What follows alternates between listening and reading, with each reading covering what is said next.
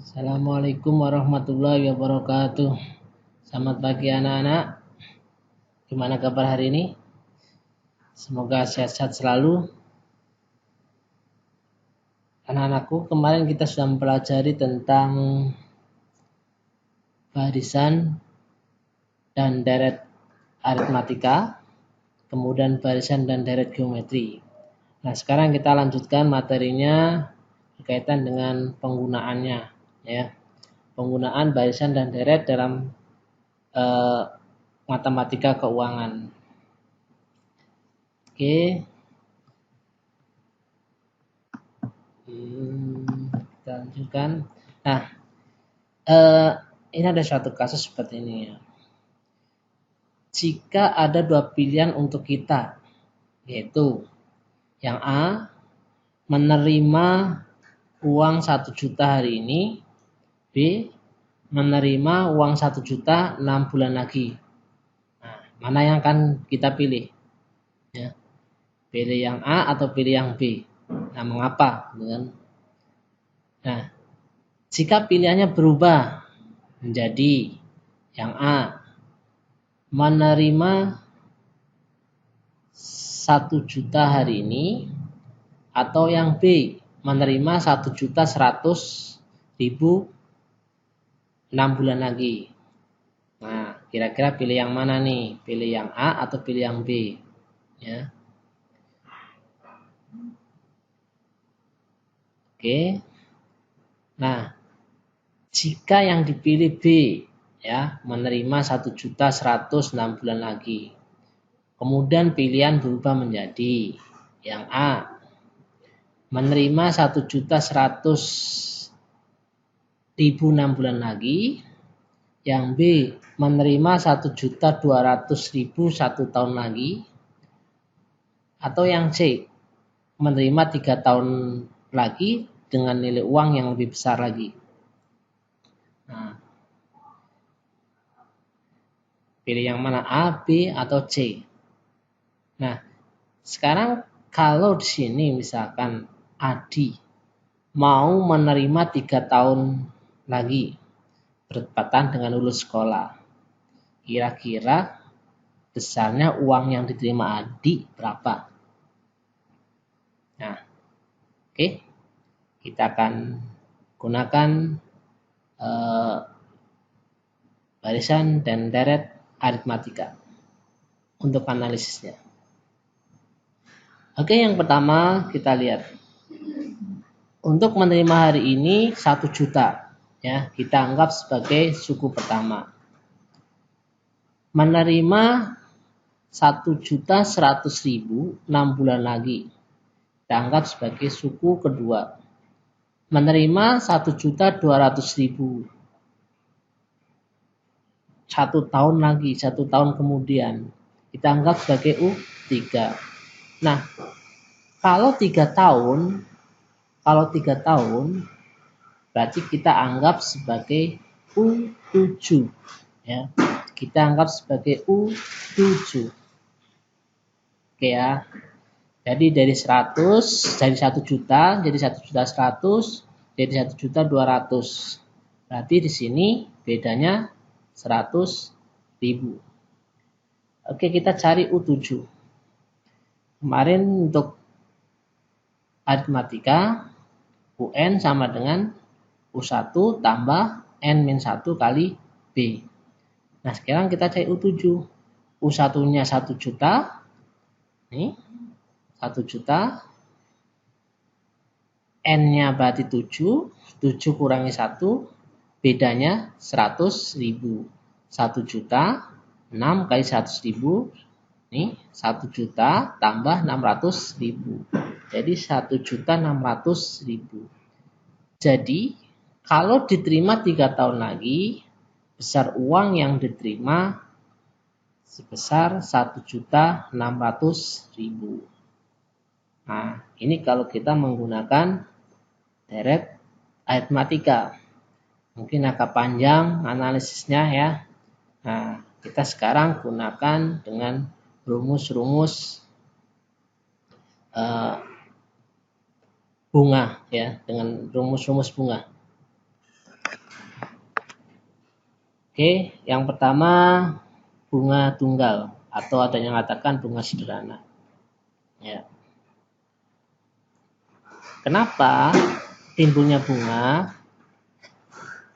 Karena timbulnya faktor bunga akibat perbedaan waktu. Ya. Uang yang kita miliki hari ini akan memberikan nilai yang berbeda pada waktu yang mendatang. Besarnya perubahan jumlah itu tergantung besarnya tingkat bunga dan waktu. Nah, ini poin-poin yang perlu kita perhatikan ya.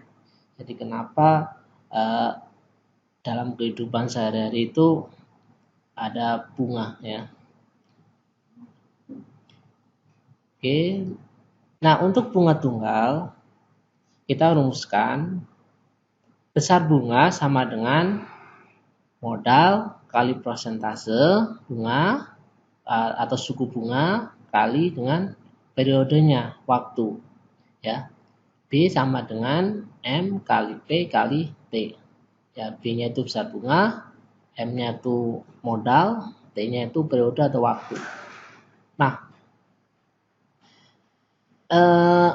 besar uang kita setelah beberapa periode kita sebut sebagai nilai akhir ya. Nilai akhir NA. Nah, NA sama dengan modal ditambah dengan besar bunga ya. M tambah B. Nah, M B-nya tadi M kali P kali T. Sehingga bisa tulis M dalam kurung 1 plus P tambah T. Nah, sekarang kita lihat ini NA sama dengan M. Nah, ini yang P ini kan dalam bentuk persentase ya, per 100 ya. Persentase kan per 100. Nah, satunya kita jadikan 100 per 100. Sehingga bisa ditulis seperti ini. M sama dengan 100, NA sama dengan M kali 100 plus P kecil kali T per 100. Ya. Ini untuk mencari NA-nya. NA sama dengan M dalam kurung 100 plus P kali T per 100. Ya. Nah, kalau kita balik rumus turunannya untuk mencari M-nya, kalau tadi NA-nya, sekarang kita cari M-nya sama dengan NA dalam kurung 100 per 100 plus P kali T. Ya, itu rumus untuk bunga tunggal. Ya, kita akan melihat T-nya ya, periodenya ya. Jika T diberikan dalam bulan, maka T sama dengan jumlah bulan per 12 ya. Karena dalam satu tahun itu 12 bulan. Jika T diberikan dalam hari, maka ya T sama dengan jumlah hari per 365. Nah, ini yang disebut dengan bunga tepat ya, exact interest method ya. Nah, kalau yang biasa kita gunakan ya, itu per 360 hari. Jadi satu tahun dianggap 360 hari. Ya. Nah, ini T sama dengan jumlah hari per 360. Oke. Nah, sekarang kita lihat untuk yang tadi ya. Kasus yang pertama tadi awal kita lihat dalam bentuk satu soal ya. Seperti ini. Anissa menerima hadiah lomba melukis sebesar 1 juta. Ya. Uang tersebut disimpan di Bank Sejahtera dan pihak bank memberi suku bunga 10% per semester. Ya. Besar uang Anissa tepat setelah disimpan 3 tahun adalah titik-titik. Nah, berarti di sini M-nya itu 1 juta. Suku bunganya itu 10% ya, suku bunganya 10%. T-nya 3 tahun karena tadi semester itu 6 bulan ya. 3 tahun per 6 bulan, 3 tahun itu 36 bulan per 6 bulan. Ya, jadi sama dengan 6 ya. Jadi untuk T-nya itu 6. Ya. Nah, kita gunakan rumus yang tadi. B sama dengan M kali P kali T. M-nya tadi 1 juta kali 10% kali 6. Ya. Ini jadi ketemunya 600.000.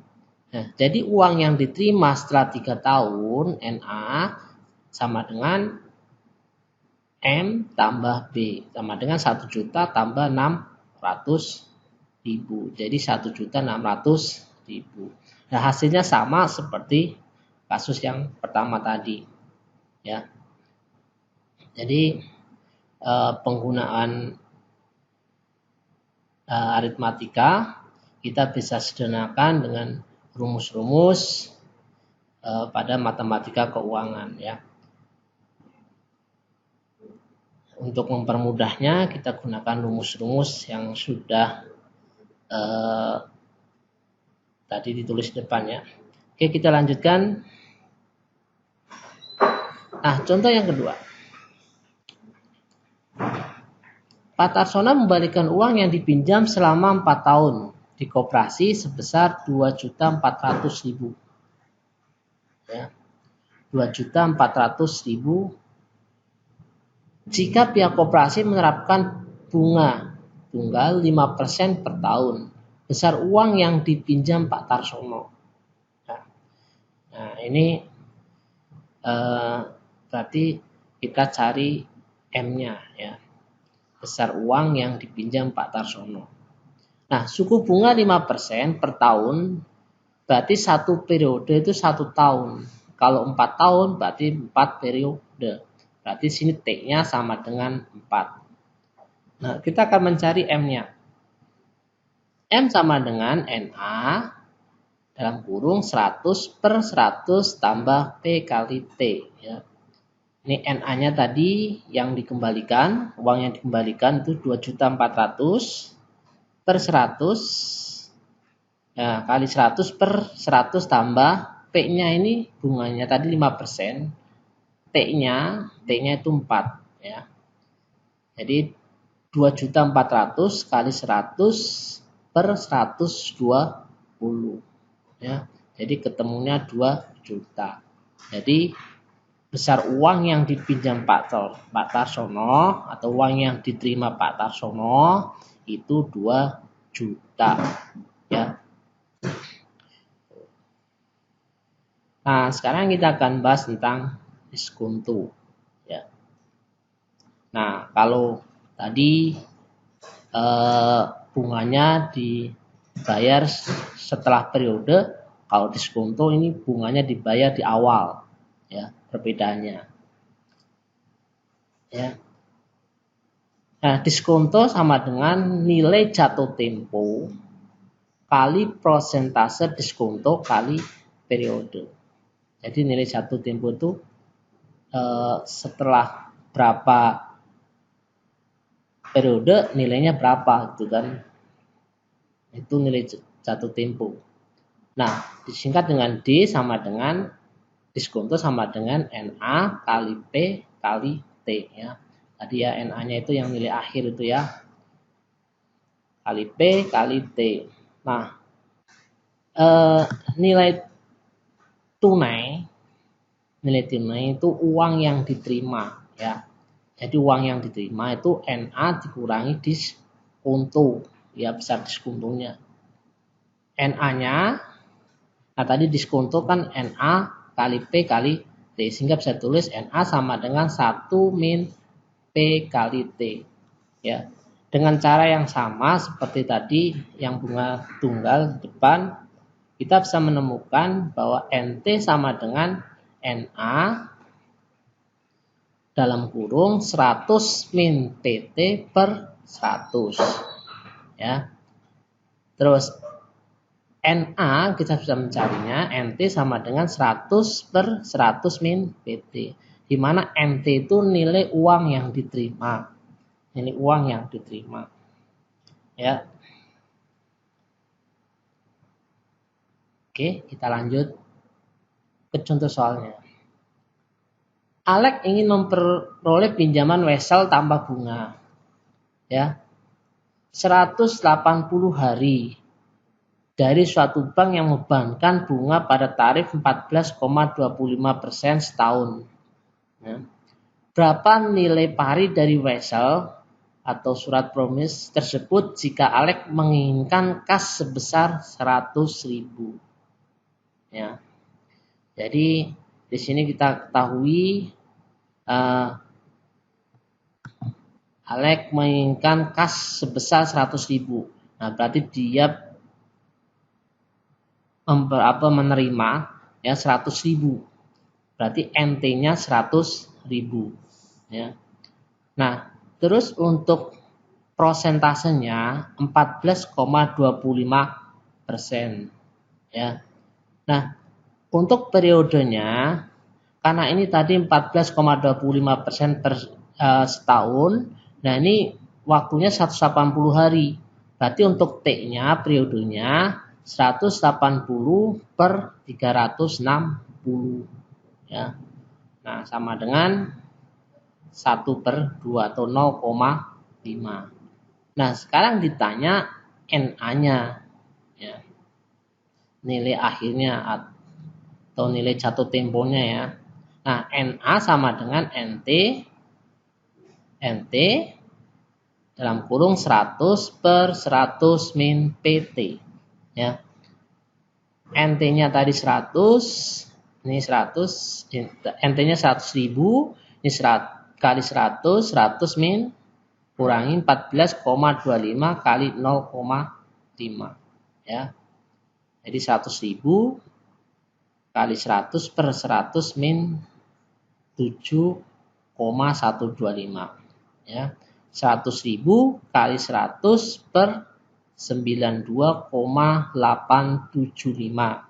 Jadi hasilnya 107.672 ya.